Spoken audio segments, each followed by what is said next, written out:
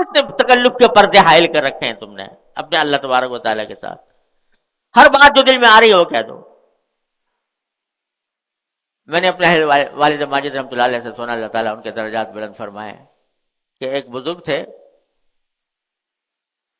وہ بہت دعا مانگا کرتے تھے، یا اللہ میاں مجھے بہت سارا پیسہ دے دیجیے، بہت سارا دے دیجیے، تھوڑا نہیں بہت سارا دے دیجیے. تو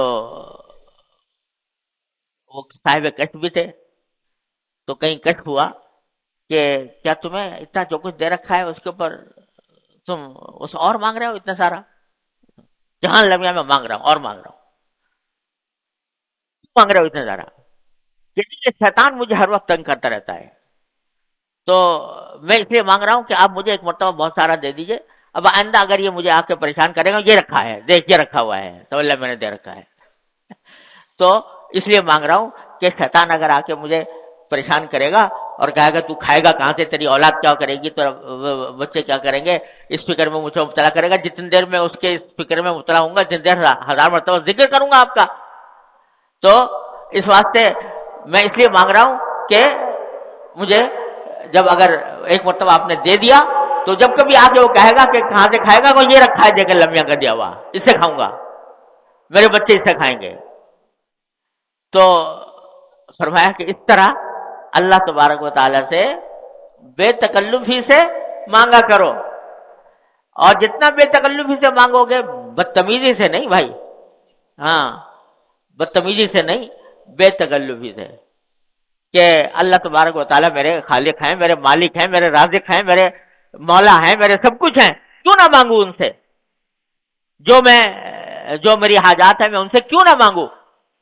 تو بے تکلفی سے مانگو، بدتمیزی نہ ہو، تو یہ کیا ہوگا، اللہ تعالیٰ کو بھی یہ ادائیں پسند آ جاتی ہیں، بے تکلفی کی ادائیں ہیں، اور اس کے نتیجے میں اللہ تبارک و تعالیٰ کے ساتھ تعلق اور مضبوط ہوتا ہے اللہ تبارک و تعالیٰ کے ساتھ تعلق، کہ جب یہ کہتا ہے اللہ تعالیٰ دیکھتے ہیں میرا بندہ مجھ سے اس طرح مچل کے مانگ رہا ہے، ایسے مچل کر مانگ رہا ہے جیسے چھوٹا سا نادان بچہ اپنے باپ سے ماں سے مچل کر مانگتا ہے، اس طرح مجھ سے مانگتا ہے.